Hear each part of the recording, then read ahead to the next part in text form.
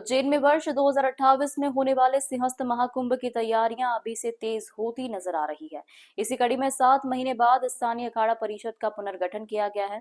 निरंजनी अखाड़े में आयोजित बैठक में विभिन्न अखाड़ों और संप्रदायों के संत महंत एक मंच पर पहुंचे और सिंहस्थ को दिव्य, भव्य और सुव्यवस्थित बनाने के लिए एकजुट होकर काम करने का संकल्प लिया गया। संतों ने प्रशासन के साथ बेहतर समन्वय बनाकर आयोजन की तैयारियों को आगे बढ़ाने पर भी जोर दिया। धर्मनगरी उज्जैन में सिंहस्थ 2028 को लेकर संत समाज ने अपनी तैयारियां शुरू कर दी है। निरंजनी अखाड़े के परिसर में आयोजित महत्वपूर्ण बैठक में स्थानीय अखाड़ा परिषद का पुनर्गठन किया गया है, जिसमें शैव, वैष्णव, नाथ और उदासीन सहित सभी प्रमुख संप्रदायों के संत महंत शामिल हुए। बैठक में अखिल भारतीय अखाड़ा परिषद के अध्यक्ष रविंद्र पुरी और निर्मोही अखाड़े के प्रमुख मदन मोहन दास सहित कई वरिष्ठ संतों की मौजूदगी रही। इस दौरान सिंहस्थ 2028 और आगामी नासिक कुंभ की तैयारियों पर विस्तार से चर्चा की गई। संतों ने कहा कि सिंहस्थ जैसे विशाल धार्मिक आयोजन की सफलता के लिए सभी अखाड़ों का एकजुट होना बेहद आवश्यक है। बैठक में यह भी तय किया गया कि अब स्थानीय अखाड़ा परिषद शासन और प्रशासन के साथ समन्वय बनाकर सिंहस्थ से जुड़े सभी महत्वपूर्ण विषयों पर सामूहिक रूप से सुझाव और प्रस्ताव प्रस्तुत करेगी। संतों का मानना है कि बेहतर संवाद और समन्वय से श्रद्धालुओं को अधिक सुविधाएं उपलब्ध कराई जा सकेगी और आयोजन को और अधिक व्यवस्थित बनाया जा सकेगा। स्थानीय अखाड़ा परिषद के अध्यक्ष महंत रामेश्वर दास ने कहा कि परिषद अब पूरी तरह सक्रिय हो चुकी है और पूर्व के सभी पदाधिकारी अपनी अपनी जिम्मेदारियों का निर्वहन पहले ही तरह करेंगे। उन्होंने कहा कि परिषद का उद्देश्य संत समाज में एकता बनाए रखना और सिंहस्थ 2028 को सुरक्षित, सुव्यवस्थित तथा ऐतिहासिक बनाना है।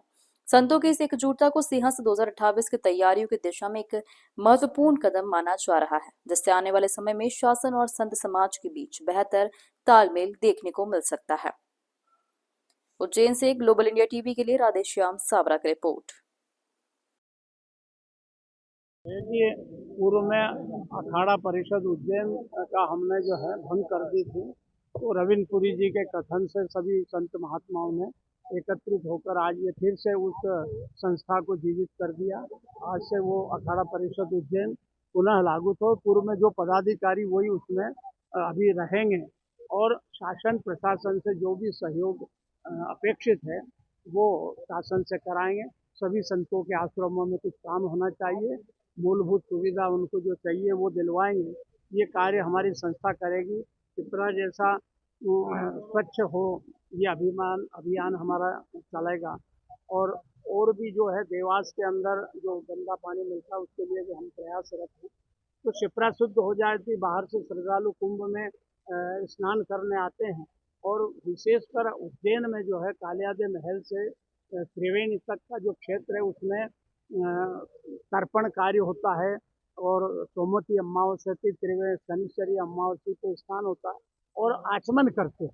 तो ये जल इतना शुद्ध हो जाएगा कि आचमन करने योग्य हो जाएगा। सिलारखेड़ी तालाब और सेवरखेड़ी तालाब में 600 करोड़ माननीय मुख्यमंत्री जी ने मंजूर किए ताकि वो जल समय समय पर शिप्रा में छोड़ें और शिप्रा जो खान डाइवर्सन खान से जो दूषित हो रही थी वो खान डाइवर्सन का काम भी चल गया। 55% काम हो गया है। देवास का भी काम जो है चल रहा है, उसका प्रोजेक्ट भी तैयार कर लिया। तो इस तरह शिप्रा शुद्ध हो जाए ये हमारी मंशा है, क्योंकि जो भी आदमी आता है कुंभ में वो स्नान के लिए आता है और जल शुद्ध नहीं तो उसका सोच जो है अच्छा लेके नहीं जाता है। इसलिए हमारा ये प्रयास रहेगा कि शिप्रा एकदम शुद्ध हो, आप उसका जल पी सकते हो, ऐसा जल रहेगा। ये बहुत बहुत आशीर्वाद साधुवाद। आज आपने देखा होगा हमारे डॉक्टर रामेश्वर दास जी महाराज और हम दोनों ने मिलके ऐसा प्रयास किया कि हम सब एक हो जाएं और आज हम एक हो गए हैं और एक बैनर के नीचे आए हैं, क्योंकि माननीय मुख्यमंत्री जी का उद्देश्य है दिव्य और भव्य कुंभ और हमारा भी उद्देश्य वही है, जो सरकार का उद्देश्य है वही हमारा उद्देश्य है, ताकि दूर दूर से जो श्रद्धालु हमारे यहाँ उज्जैन में आएगा वो देख पाए कि संतों ने कैसा कार्य किया है, संतों का आशीर्वाद उन पे बना रहे। इसीलिए हमारा प्रयास है दिव्य और भव्य कुंभ हम करेंगे।